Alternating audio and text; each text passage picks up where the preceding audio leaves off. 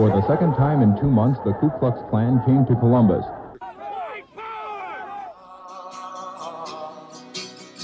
You're probably familiar with the shooting of Walter Scott. Exclusive cell phone video, hear gunshots.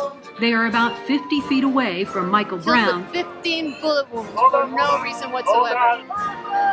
Showing a white Chicago police officer shooting a black teenager 16 times.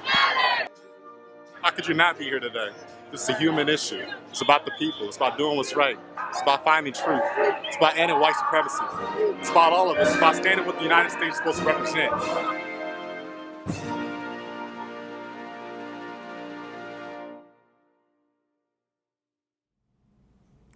Hi, welcome back to East Hampton Media for another installment of Check Your Bias. I'm here with George Claxton.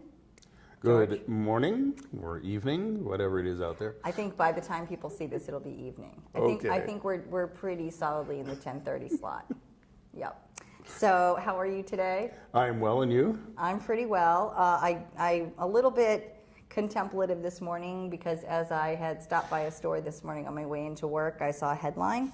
So I came immediately because I knew we were shooting, and I just wanted to read it. In Greenfield, Massachusetts, the county seat of Franklin County, the Greenfield Recorder had this, and we can put this up on the screen, had this headline. And it reads, Counselor Penny Ricketts says she won't back down after racist Photoshop pictures of her sent to department heads.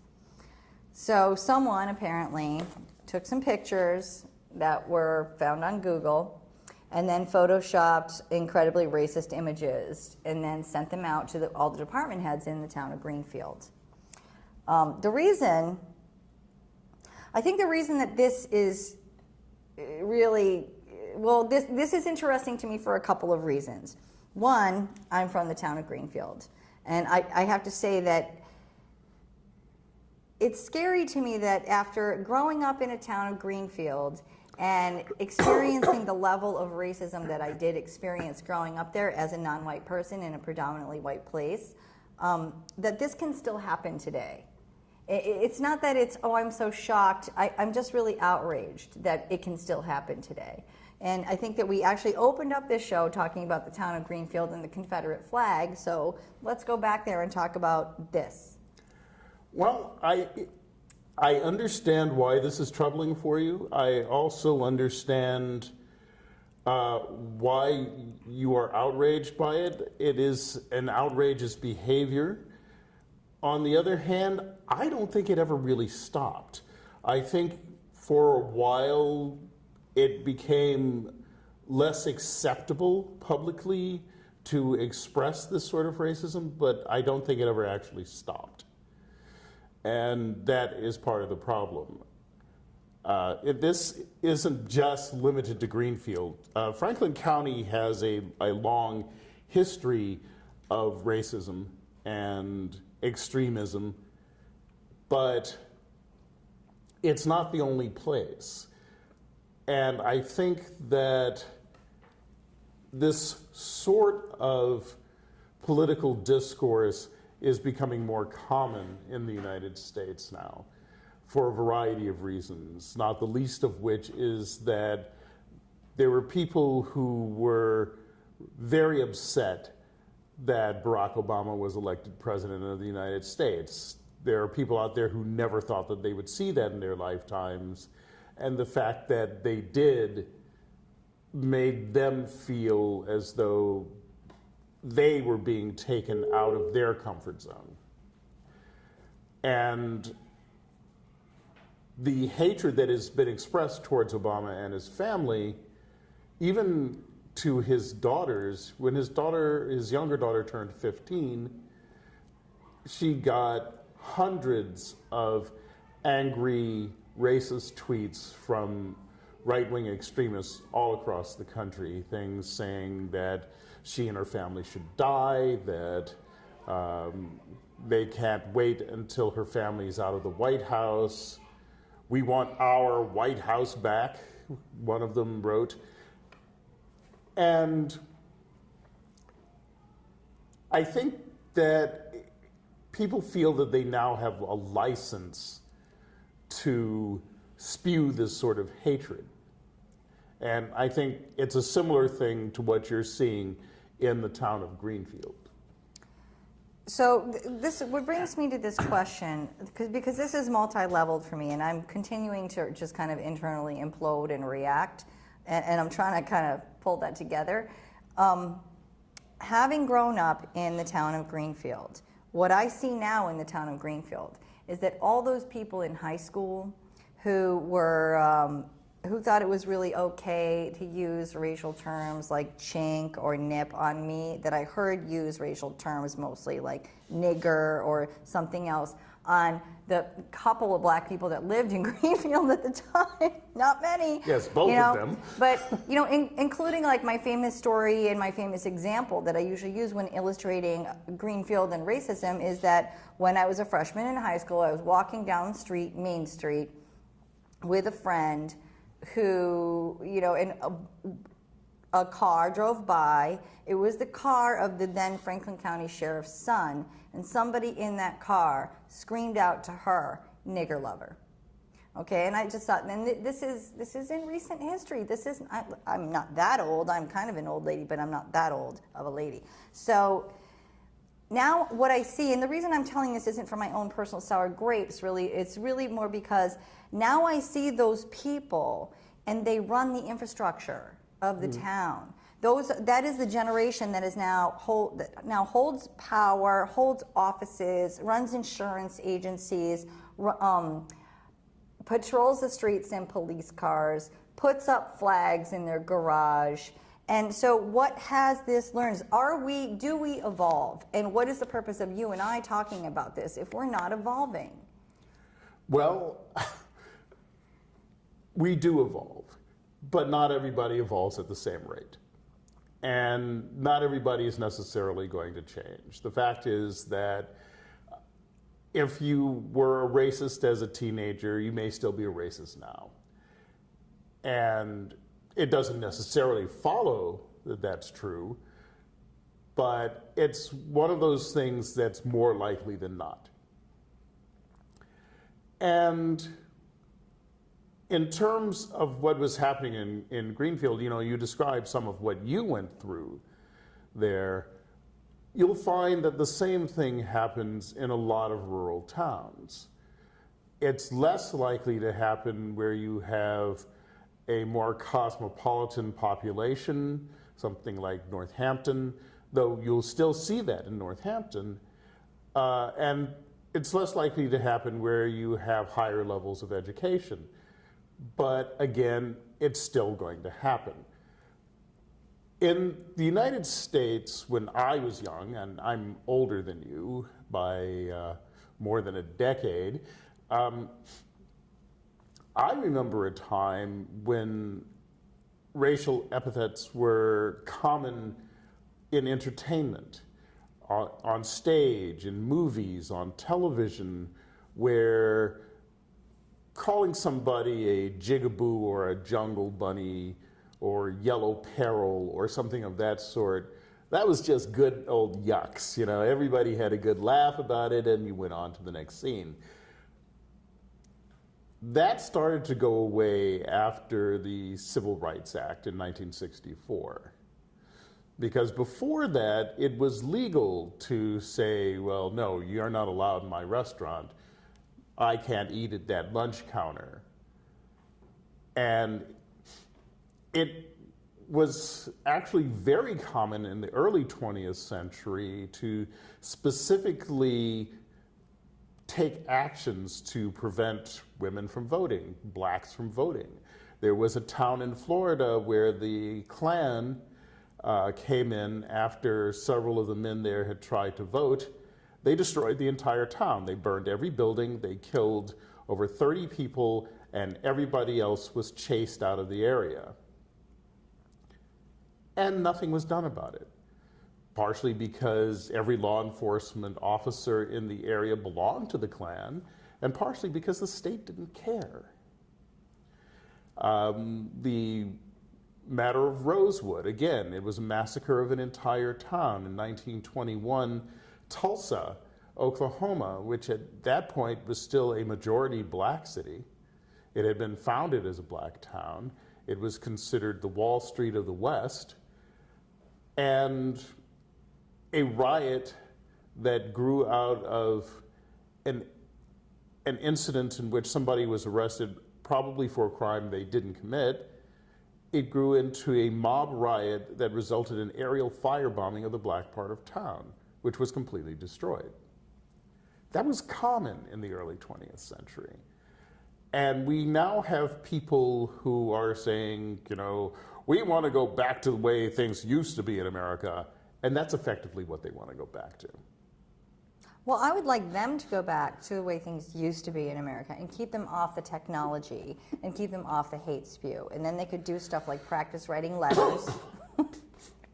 And I think that might slow them down a little bit. But what something you just said, which is you were just citing the beginning of the 20th century. And I think just going back to the theme that I introduced, but George, this is the 21st century. This is 100 years later. Okay, and you and I discussed doing this kind of a show, and we called it Check Your Bias, because this show is supposed to be about privilege and talking about issues of racism in a way that help people to have deeper understanding and look at the issues of privilege. And now, after reading an article like this, I feel like we're not even there yet. No, we're not there yet. We can't talk about privilege because that's the next step. First, you've got to get out of overt to look at subtleties and look at things in a different way. Well, you were talking about evolution.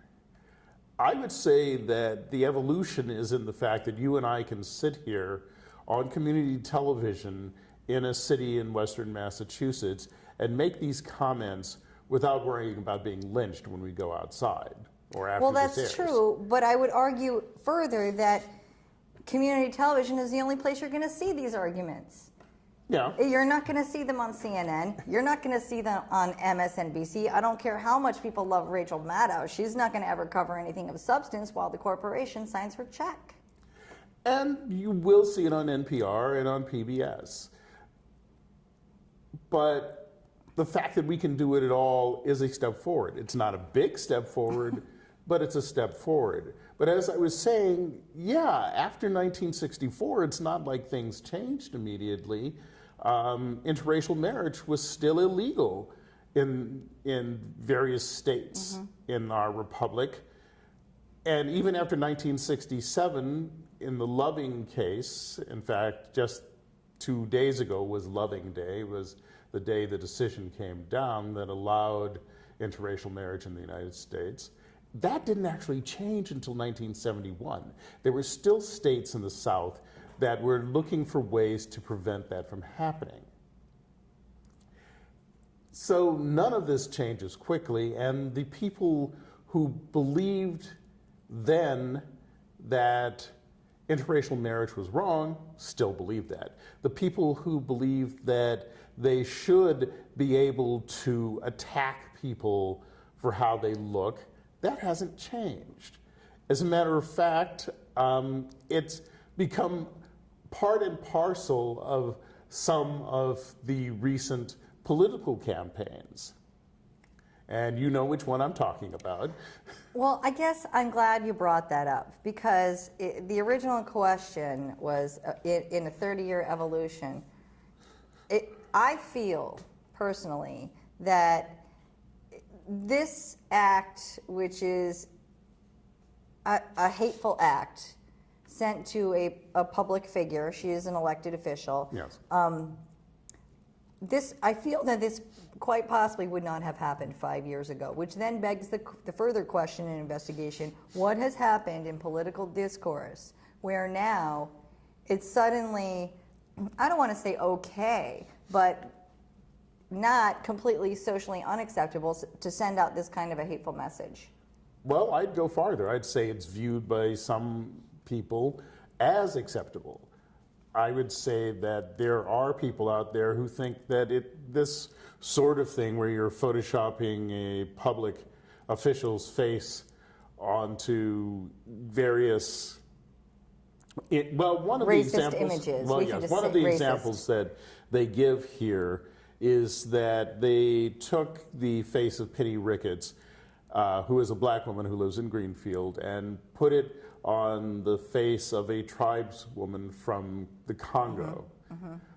They did another one where they photoshopped a watermelon under the arm of Penny Ricketts as she was in a public gathering. This sort of thing has been going on for a long time. Again, we go back to the Obama family, where members of the National Republican Committee have sent around images, photoshopped images of Michelle Obama's face on the body of an orangutan, and similar images. This hasn't stopped. But now, because of this particular campaign, which is based on hatred, which is based on stirring the pot, you're beginning to see more of this happening, and more publicly, because the people that the candidate is appealing to are afraid. They are realizing that the people that they've opposed and oppressed for years are gaining positions of power. And they're afraid that they will be treated the way that they have treated others. So I think you're right. I think just having that one national role model, suddenly all of the people who are whining and crying about, well, geez, you just can't say anything anymore. Yes. Now all of a sudden, the perspective from, well, I'm just going to say it, the Trump campaign is that, no, you can say it. He has legitimated all racist perspectives. At least that's how I interpret it. And now it's just okay. So people are going to get hate mail, and people are going to get this. And it's not even hate mail like, I think you're 100% wrong on this issue, and how dare you think this way. This is completely has nothing to do with her work. It's just that's how someone exerts their power over you. And frankly, if that's all they got, then she must be doing a great job as a counselor. Well, I actually once saw an interview with Donald Trump on the Fox News network. I'm sorry. Yes, in which he was complaining that he didn't get to say nigger. He says, well, those people, they say it to each other all the time. I should be able to say it. Oh, what a great injustice. What a great injustice. And what it comes down to is, Donnie, you can say it. But you can expect a response. What he's really upset about is that he can no longer say it and then lynch the person who objects. When people say, well, you get to say it, well, sure, and you get to say it too. It's just, you can't say it without consequences. There was a woman who used to work for the Bank of America just a week or so ago, who went on a tirade on Facebook in which she was calling people useless niggers. And she did this with a little subscript under her name saying that she was a manager at Bank of America. This got pointed out to the people who run Bank of America, and they immediately fired her. Because even if they had agreed with her, this is still bad for business. And people were complaining that her right to freedom of speech was abridged. No, Bank of America is not the United States government. The First Amendment says that the government doesn't get to interfere with your freedom of speech, your freedom of expression. It doesn't say there are no consequences for you expressing a stupid idea. I mean, you can go out to the countryside and tell everybody you think that you should be able to have sex with 3-year-olds, and that's fine, that's legal. On the other hand, don't be surprised if people don't invite you into their homes or offer you jobs. I'm sorry. Why? But And that's why, in this case, because Penny Ricketts is a public official, she's a public person, and while it may be hateful what they did, there's really no legal recourse for it because It's legal under our terms of political speech. It's vile, it's monstrous, and clearly the person who did it is a coward because he didn't sign his name to it. But it's one of those things that we accept in this country as part of our political speech. You know, for a while in the mid-20th century, we were sort of soft-pedaling everything in our politics. If you look back in the 19th century, the things that they said about the candidates, even under the wider perspective of political speech, things like Van Buren kisses the devil's butt in hell. It was a popular song during that election period. Van Buren won anyway.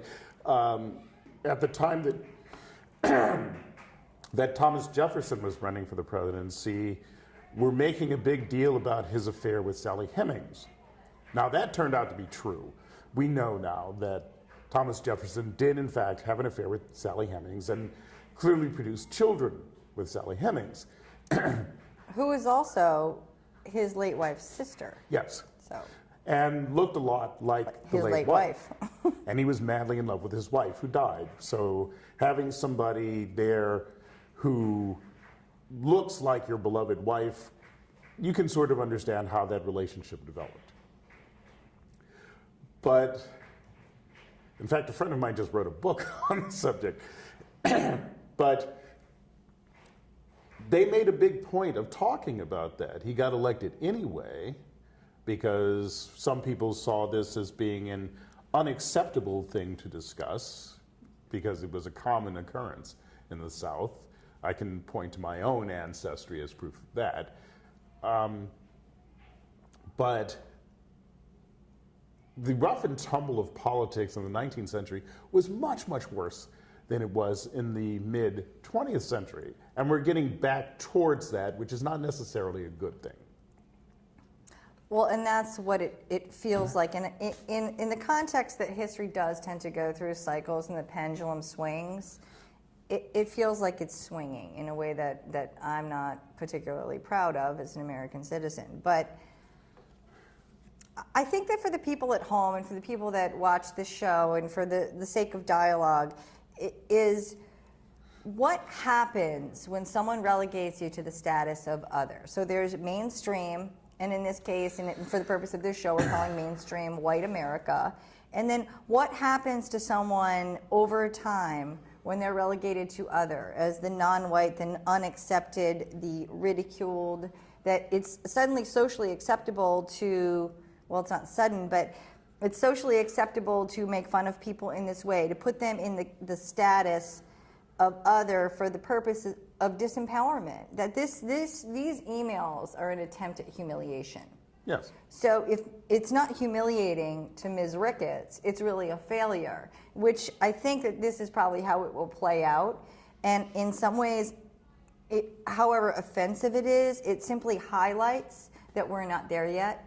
And in some ways, I think perhaps that's positive, if that's a lesson that people take away from this.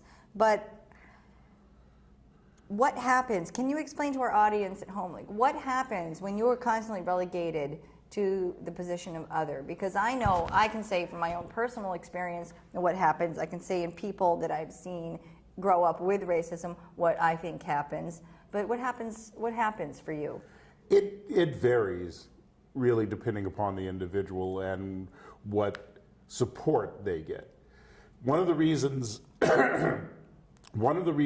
that Penny Ricketts can deal with this the way she's dealing with it is she's getting a massive amount of support from the local community, from the other people in the town government, from the police department there, and from her friends and family. Mm-hmm. If you don't have that sort of support, constantly being relegated to the position of other can destroy you. And it has destroyed people. People have committed suicide. We are filming this a few days after a massacre at an Orlando dance club. It was, I think, like a gay bar dance club in Orlando called The Pulse. There are lots and lots of homosexual men and women in America who've been relegated to the position of other, and it has caused them to turn to drink and to drugs, and teenagers who have been made homeless when they were thrown out of their parents' houses. It can ruin your life.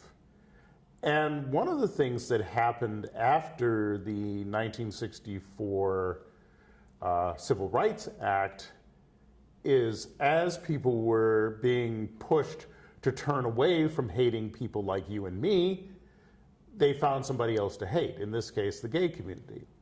Recently, last year, the Supreme Court found that across all 50 states and all U.S. territories, gay people can marry. They've now become more mainstream.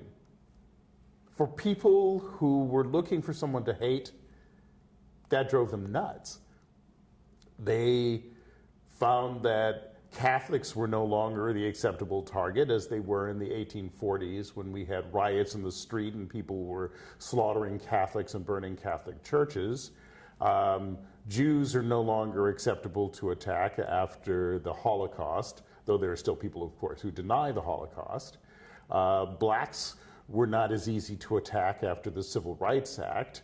Asians were no longer as easy to attack after the Civil Rights Act. And now, what? You're not letting us attack homosexuals either? People were starting to feel that they were losing control.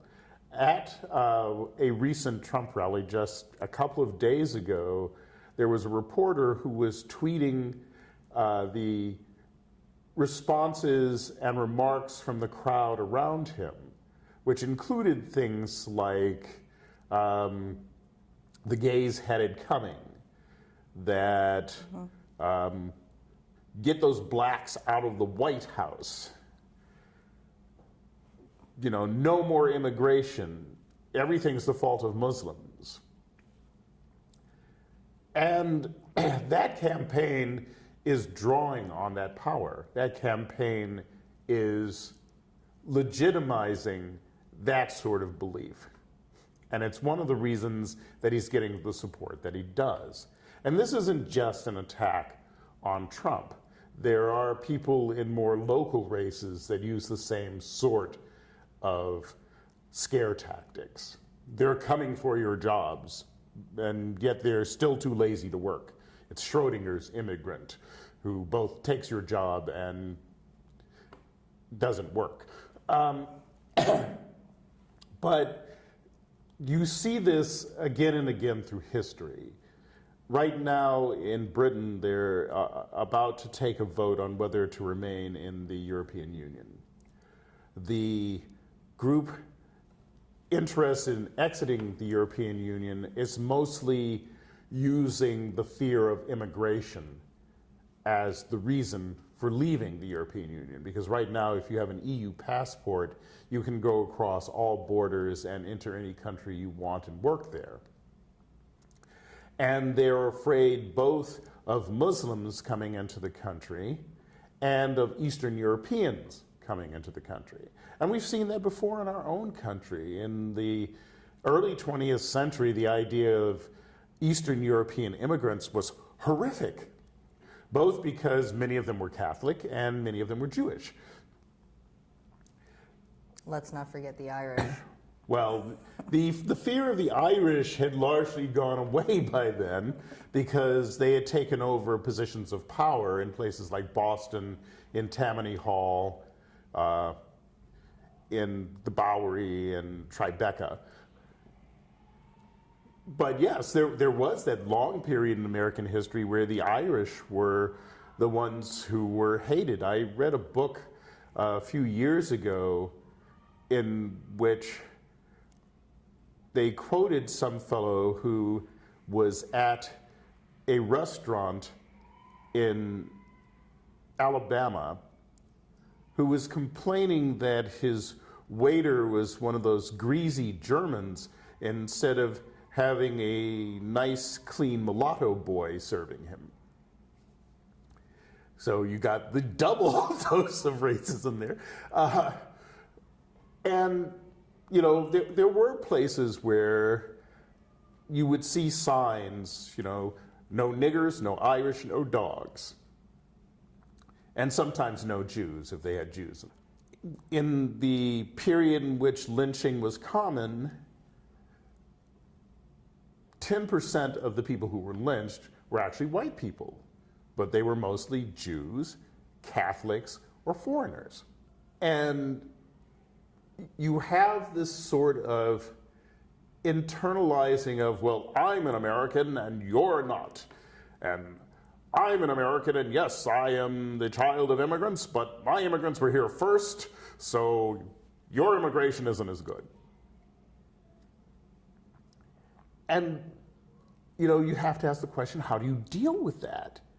Well, I guess that is my question, is how do you deal with that? And I think that perhaps Ms. Ricketts, by going public, is step one. Engaging the response of the community is perhaps step two. It's, I think on a personal level, just disturbing to me that someone did this and thought it was hilarious. And I mean, Photoshop is a complicated program, so it took some time, it took some thought. It could not have been a super passionate multi-image project that somebody just fired off like an angry editorial or anything else like that. And I do want to applaud her for that, because we had but we had an incident in our community a few years ago where something racist was said, and the community responded immediately and denounced it. And at least what's happening in Greenfield is that the larger community is denouncing it.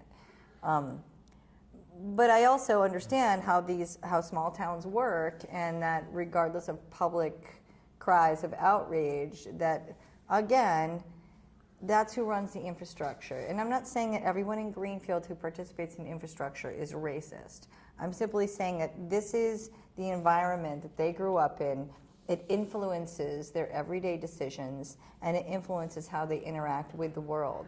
And that's really the bias of privilege that we're talking about here. Is that, you know, when I go and meet with somebody in Franklin County who I may or may not have known when I was in high school, I know that they're recalling because that is their experience. And that really checking your bias isn't to not recall. Checking your bias is to recall and restrict yourself. And to make a conscious choice to not engage in this level of stupidity, which is meant only to inflame and to harm and to humiliate. Well, let me ask you this question. When you were in high school, if something like this had happened, do you think that the community would have rallied around her? I actually don't. Yeah. I think that there would have been some people that said, "Oh, that's just terrible," and you know, some people are just ignorant. But I think that also it would have gone up. I think it would have been hilarious to the people in the bars. I think that it would have been, "Oh, you're too sensitive," and move on. I mean, it's not, because I very much grew up in a time when maybe watermelon and fried chicken jokes were on the out, but they were still there and they were still laughed at. Yes. You know, until it came along, I know it's not popular now to say, Bill Cosby and the Cosby Show, who showed America that no, actually, there's an entire middle class of African Americans who are not sitting around on their back porch eating watermelon wondering how they can shirk their duties. And all of a sudden, the nation started to look at things differently, which I think is also interesting, because the power of media and the power of communication is what started on a smaller level this kind of national outcry to break down some stereotypes. You know, it's interesting that you mention that one of the things that I've been dealing with recently is people who are trying to rewrite history. People who are now claiming that there were more black slave owners in early America than white slave owners, which is absurd on its face. There are people who are saying, well, those black people should stop complaining about slavery because they got free housing and free food. And these people don't seem to understand who built those houses, who grew that food, as well as growing all the crops for sale. All of the work on that plantation was being done by the enslaved people who lived there. This wasn't free anything for them. They were working 12 to 16 hours a day, particularly on sugar plantations, which were horrific places to work. A week or so ago at the City University of New York, the First Lady of the United States, Michelle Obama, made a statement that the house she wakes up in every day was built by slaves. This is a factually true statement.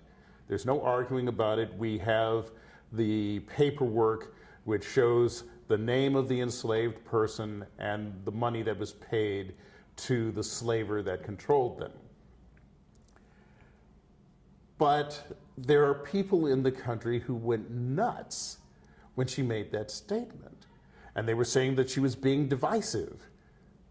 How's she being divisive? By recognizing an historical fact.